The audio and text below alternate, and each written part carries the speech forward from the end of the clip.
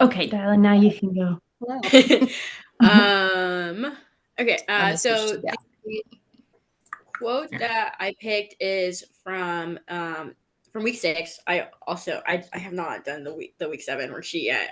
I'll get around to it. But it's from the Nonviolent Communication YouTube video, and the quote is, "Many of us have never learned to acknowledge our own feelings, being told things like boys aren't scared or girls shouldn't get angry, and as a result, many people hide how they actually feel even from themselves." Um, I really like that quote. I think because I think something that is really important to me is like it's like taking into consideration people's identities and experiences, and I think that a very constructive. So this is like semi related, but like I'll I'll circle back. But a We all would conversation that be. a conversation that I was having recently regarding I recently was having a conversation with a friend regarding identities. And for some context, she is multiracial, and I'm not. I'm just 100% Mexican, and she is, I believe, half white and half Samoan. And we were having a conversation regarding indigenous people. To specific to our particular cultures and like heritage, and we were talking, and I asked her whether she felt that like how someone, because she was talking about programs in Hawaii, um, like welfare programs for the indigenous people of Hawaii, and how someone is classified as an indigenous person, and the way that it is like if someone even has like one drop of blood, which is like more of like not like literal one drop of blood, but like they just have like some sort of lineage. And something that she said that I told her that I really appreciated her for saying that when I asked her how she saw it, because there's like the lineage, but then there's also like a connection. And she said, "Well, I think because I'm half white, that's what for me. What's more important is like the connection that you have to culture." And I stopped and I was like, whoa. I was like, people don't do that. People don't identify like their specific identity and experience and and then share their opinion on something. I was like, I think that's really admirable.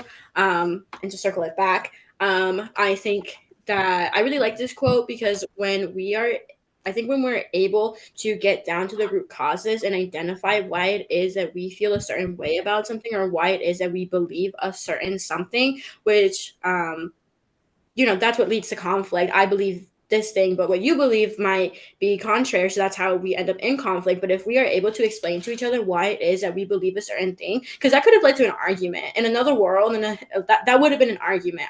Um, but because she was able to be like, well, because of my identity and my experience, this is what I believe, and then I was like, well, because of my identity, because I have a different opinion. Um, and she honestly like opened up my eyes a little bit more. But I feel like if we're able, like once we are able to communicate in a way that is not judgmental and in a way that is constructive, like why it is that we believe certain things, we are able to prevent conflict. And I think even like on like a much bigger scale of things is like the specific quotes of boys aren't scared and or girls get angry. I think also just kind of contributes to like a larger systematic issue, which is like some of the conflict that we face. It's like I would say like half belief, but also systematic because of the because identities because for the most part, like some identities are social constructs, and based of the identities that we are given by society, we believe certain things, and if we are able to identify those and dismantle them, like how much less conflict would we have? I think a lot less conflict, because if you didn't tell boys that they shouldn't be scared or that they shouldn't be like feeling these feelings, or if we didn't tell girls, or if we didn't tell XYZ people that they don't get to feel a certain way, and if we were to dismantle those beliefs and those myths, I think we would be able to avoid a lot more conflict with each other. I completely agree. I think about the term boys don't cry, and that makes me Mm-hmm. so mad every time I hear it. And I'm like, you're a human, and Yeah. humans have all these emotions. So then, like, if you hold in sadness or fear or whatever, and it just bottles, that's going to lead to deconstructive conflict, right? Mm-hmm. And you're just going to explode. Mm-hmm. Like, yeah, yeah, boys don't get scared, boys don't cry, stuff like that. I'm like, Like, Yeah. you do. And it's okay to be like, I'm sad in this, like, I don't know. It's actually when like our society just kind of sucks sometimes.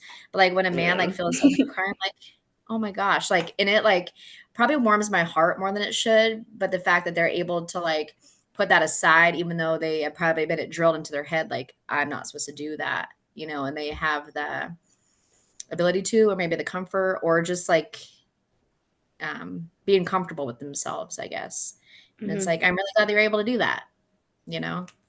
Um, anyways.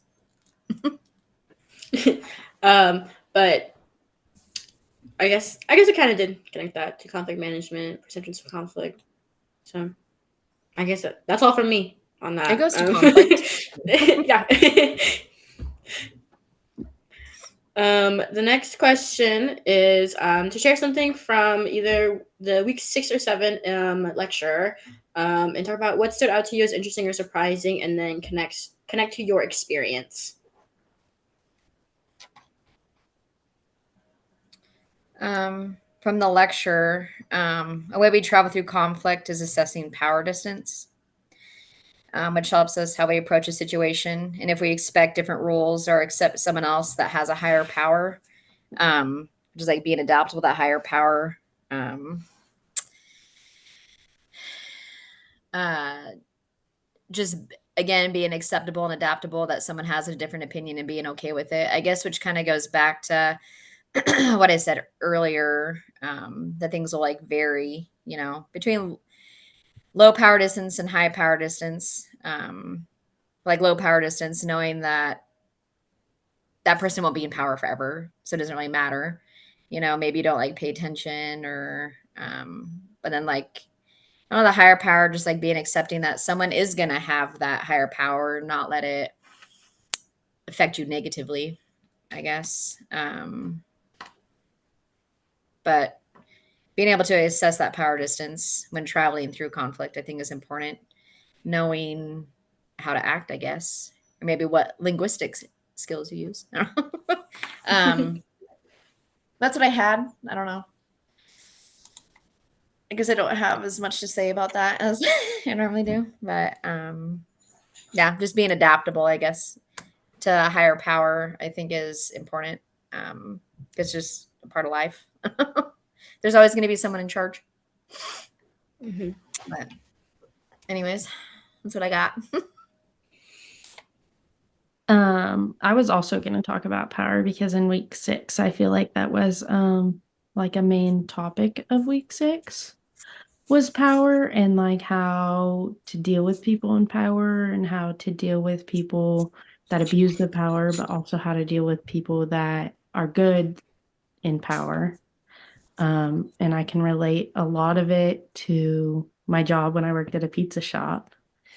Um, because there was somebody in power at the shop that did some things that he shouldn't have done.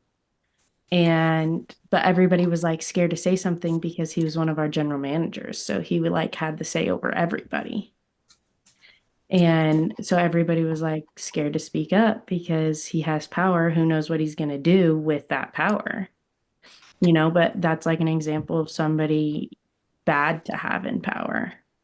But we also had 2 other general managers, and one of the other ones was super helpful. And we talked to him about the situation, and he helped us get through the whole situation and helped us talk to HR and figure everything out. So then that was like the other side of power. Like he was the helpful person that should be in power in that situation.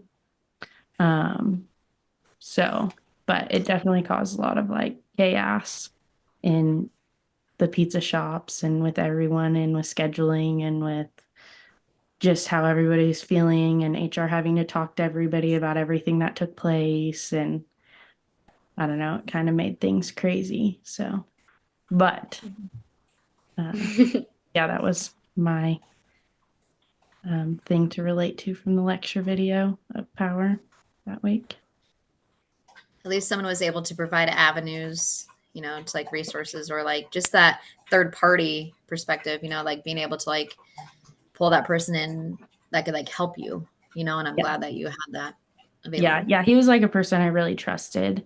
And I told my friend that I was like, I really trust him. I really think we should talk to him about it. Like, I think things would happen and, you wouldn't be in this uncomfortable situation anymore.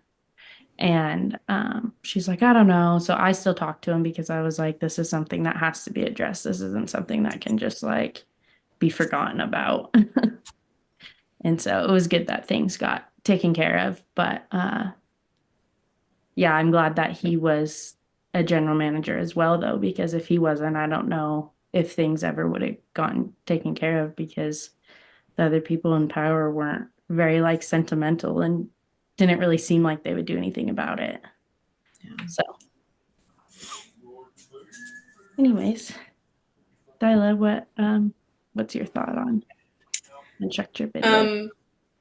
For me, the conflict analysis section of the lecture video really stood out to me. I think coming into the class, I felt like I had like a pretty good understanding of like, I feel like just like from like personal experience of like just like being, just like knowing, people bring their beliefs and their identities and their experiences into a conflict.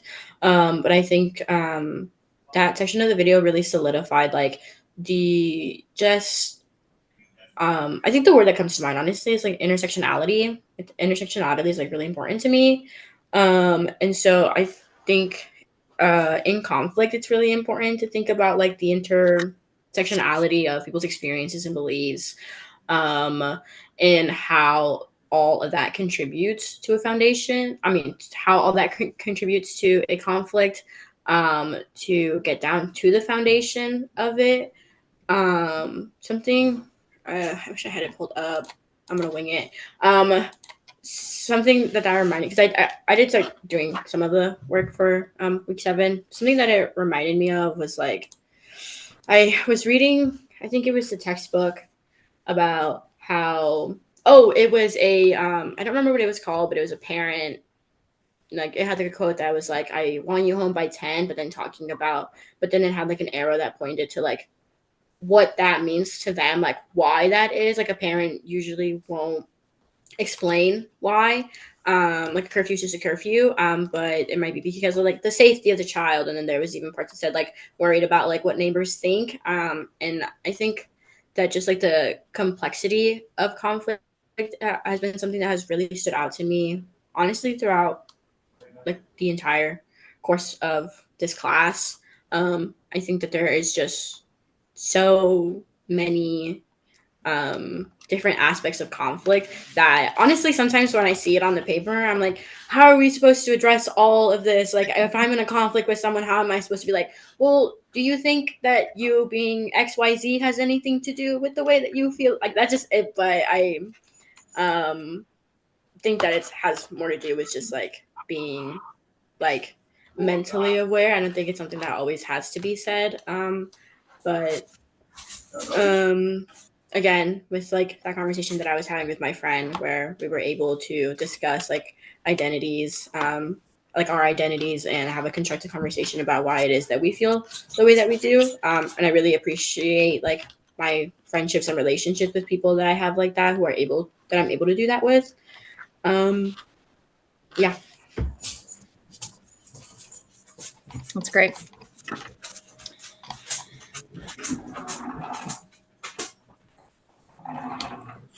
And then the next thing is just scheduling our next meeting. When's it due? Does anybody know? I don't. Let me see. I can pull up my calendar. I have it pulled up. It is due week 10, March 12th.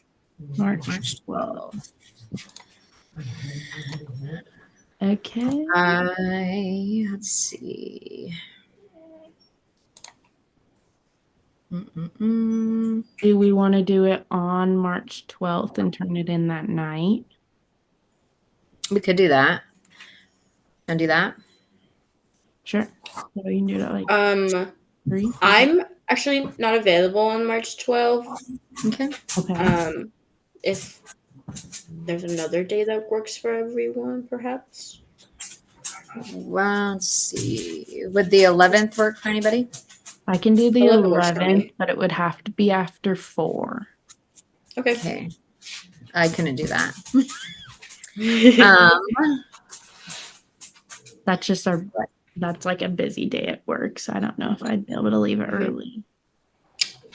We still have like that little I think it's 4 days of We could do after the due date. We could do the 13th That'd be good. at I the could same do- time as now. 13th at 3. Would 2:30 work for anybody? 2:30? I can Yeah. do 3:30? Okay.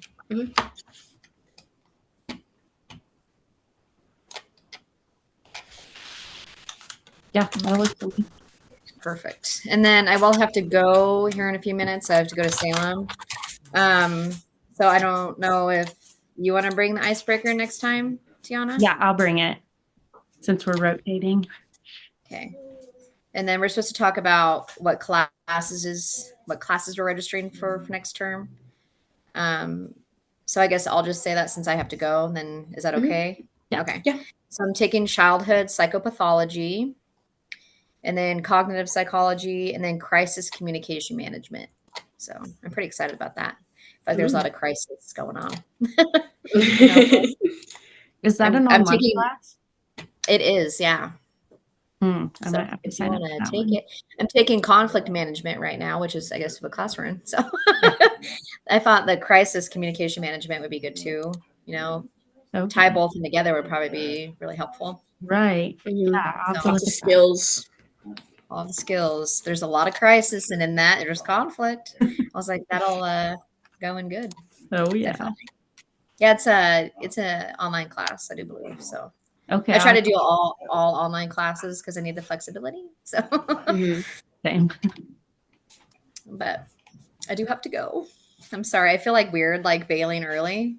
Even No though it's worries. like, I did it last week. I'm curious what classes you guys are taking though. So maybe I'll just hang on for a few minutes. I'm not. I haven't signed up for any classes yet. I need to get into my 468, the second half of it, for psychology, the quantitative methods. But other than that, I don't have any classes as of now. Well, I'm taking my last 16 credits for my degrees. I'm taking kind of a random assortment.